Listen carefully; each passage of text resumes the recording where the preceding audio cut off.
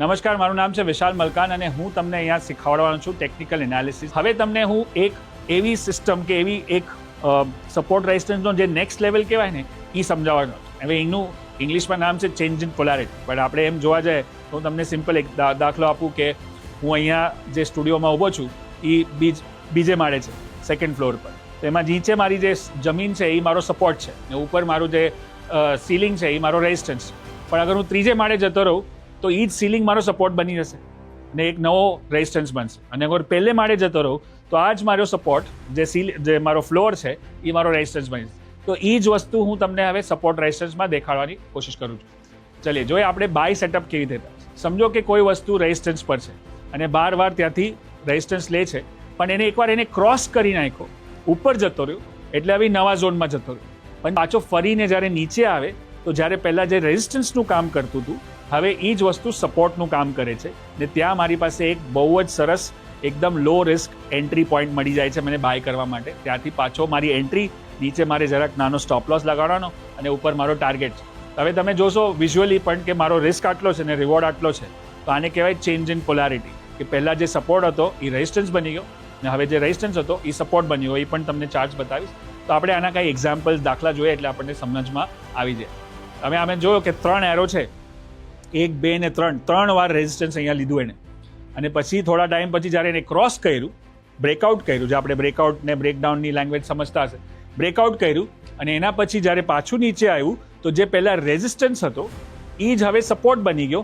ત્યાં મને એકદમ લો રિસ્ક એન્ટ્રી મળી લોંગ કરવાની, બાય કરવાની, કે મારે નાનું રિસ્ક લઈને ઉપર સારું પોટેન્શિયલ મને મળી શકે. જેમ મેં હમણાં દાખલો આપ્યો એ પહેલે માળ ને બીજે માળનો, જેમ પહેલે માળે હતા હવે એ જ સપોર્ટ બનીને બીજે માળે પહોંચી ગયા તો આપણા માટે એ સપોર્ટ બની ગયો. That is called change in polarity. આ બધી સિમ્પલ વસ્તુ છે જેનાથી આપણે સિમ્પલ ટ્રેડ કરી શકીએ. ટેકનિકલ એનાલિસિસમાં જેમ મેં જણાવ્યું કે મારા 28 વર્ષ નીકળી ગયા ને છેલ્લા 16-17 વર્ષથી હું શીખવાડું છું આટલી બધી ચેનલ પર ને આટલા બધા ચેનલ્સ પર આવું છું અને આટલા મારા પ્રોગ્રામ્સ થતા છે. એમાં અમારો એક જ યુએસપી છે.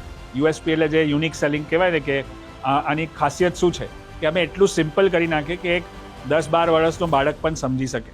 તો આ એકદમ સિમ્પલ કોન્સેપ્ટથી જ ટ્રેડ કરવાની જરૂર છે, બાકી કાંઈ કોમ્પ્લિકેશન કરવાનું નહીં. હવે આમાં જો 2 રેઝિસ્ટન્સ છે, લાલ એરો જે આપણે બતાવે છે, અને પછી જ્યારે એ ક્રોસ કરી જાય છે તો જે પહેલાં રેઝિસ્ટન્સનું કામ કરતું હતું હવે એ જ વસ્તુ સપોર્ટનું કામ કરે છે. તો મને 1, 2, 3, 4 વાર મને એને મોકા આપ્યા બાય કરવા માટે ને લો રિસ્ક આપ્યા. તો એવા મારા નાના કેટલા બધા ટ્રેડ થઈ શકે લો રિસ્ક, રાઈટ. ને છેલ્લો વાળો મારો સૌથી વધારે ઉપર ગયો. તો આ બસ ખાલી આ કોન્સેપ્ટ સમજીએ છીએ. પછી આપણે આગળના એપિસોડમાં હજી આપણે એને એડવાન્સ લેવલ પર લઈ જશું, પણ પહેલાં બેસિક ક્લિયર થઈ જાય ને આપણું ABC બેઝ સ્ટ્રોંગ હશે તો બિલ્ડિંગ સારું બનશે. આપણે બેઝ પહેલાં સ્ટ્રોંગ કરીએ છીએ. સપોર્ટ રેઝિસ્ટન્સ અહીંયા પણ સિમ્પલ એક તમે રેઝિસ્ટન્સ જોયું, પછી ક્રોસ થયું ને પાછો ત્યાં આવ્યો તો ત્યાં એને કેન્ડલ બનાવી જેને આપણે હેમર કેન્ડલ બોલીએ, જેમાં નીચેથી ડિમાન્ડ આવી ગઈ કે ભાઈ હવે જે પહેલાં રેઝિસ્ટન્સ હતું એ જ હવે સપોર્ટ બની ગયું ને હવે હું ત્યાંથી બાય કરી શકું. So this is called change in polarity for buy examples. હવે એવા જ એક્ઝામ્પલ તમને સેલના પણ જોવા મળશે, રાઈટ. તો સેલના એક્ઝામ્પલ્સમાં આપણે જોઈએ કે કેવી રીતે. હવે આ એક ઇન્ટરેસ્ટિંગ ચાર્ટ છે, તમે અહીંયા જોશો ને તો આમાં બહુ બધા એરો માર્ક કર્યા છે. તો આપણે ધ્યાનથી જોઈએ. પહેલાં નીચેના એરો જોઈએ. નીચે 2 રેઝિસ્ટન્સ હતા, જ્યારે એ ક્રોસ થઈ ગયા તો એ સપોર્ટ બની ગયો. પછી એ સપોર્ટ બન્યો તો એ ક્યાં ગયો? એના પહેલાંના રેઝિસ્ટન્સ પર ગયો. લેટ્સ માર્ક દેટ વન, કે પહેલાં જે નીચેના રેઝિસ્ટન્સ છે એને માર્ક કરે, 1 અને 2, હા 1 અને 2, અને પછી એ જ સપોર્ટ બન્યો નીચે બ્લુમાં. જ્યાંથી ઉપર ગયો તો પહેલાંના રેઝિસ્ટન્સ પર પહોંચી ગયો, જે પહેલાં લાલ એરો હતો જ્યાં આ સાઈડ હતો, રાઈટ. તો એ પહેલાં પાછું રેઝિસ્ટન્સ બન્યું. હવે જ્યારે એ રેઝિસ્ટન્સ ક્રોસ થઈ ગયો તો એ જ પાછો હવે સપોર્ટ બની ગયો, બ્લુ એરો માર્ક કરી જ્યારે નીચે આવ્યો ત્યારે. તો આ આટલી સિમ્પલ વસ્તુ છે અને આને તમે હજી પ્રેક્ટિસ કરશો તો તમને હજી મજા આવશે. આ જેમ તમે શીખશો ને, પહેલાં તમને થોડું બોરિંગ લાગી શકે, ડિફિકલ્ટ લાગી શકે, પણ કોઈ પણ વસ્તુ એવી રીતે જ છે, કોઈ પણ સબ્જેક્ટ લો, રાઈટ. તો એવી રીતે આને પણ તમે શીખવા લાગશો, સમજવા લાગશો, ને જેમ વધારે સમજાશે એમ વધારે મજા પણ આવશે.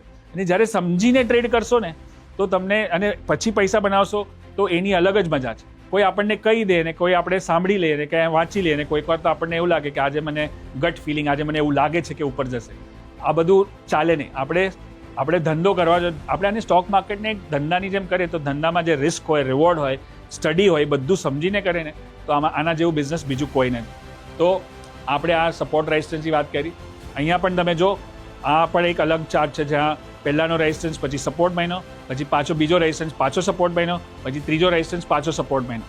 તો એક પગથિયા બનાવે છે, એક સ્ટેપ બાય સ્ટેપ ઉપર જઈ રહ્યો છે, સ્ટેર્સ બનાવી રહ્યો છે અને અપ ટ્રેન્ડમાં જઈ રહ્યો છે. તો આપણે હરેક જ્યારે માર્કેટ નીચે આવે, આપણે કહે ને કે માર્કેટ નીચે આવે તો હું ખરીદું. ક્યાં ખરીદું? CIP પર, ચેન્જ ઇન પોલારિટી પર.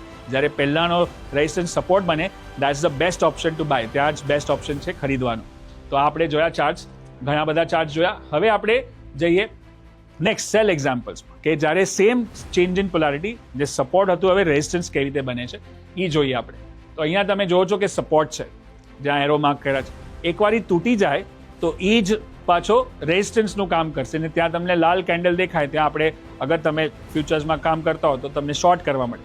સમજો તમે કોઈ સ્ટોકમાં ફસાઈ ગયા હો તો આ નીકળવાનો રસ્તો છે, નીકળવા માટે પણ બેસ્ટ છે. અને ત્યાંથી એન્ટ્રી કરી, શોર્ટ કર્યું, ઉપર સ્ટોપ લોસ લગાવ્યો, નીચે ટાર્ગેટ છે બસ. અને આપણે જોઈએ કે 1:3 નો ટાર્ગેટ છે, એટલે ₹1 જાય કાં તો ₹3 આવે, એવી રીતે કામ કરીએ. અને બસ એ 10માંથી 5 જ વાર સરખા પડે ને તો પણ પૈસા બનાવે. કેમ કે 5 વાર ₹1 જાય ને 5 વાર અગર ₹3 બને તો પણ નેટ આપણે 15માંથી 5 ₹10 બનાવી શકીએ.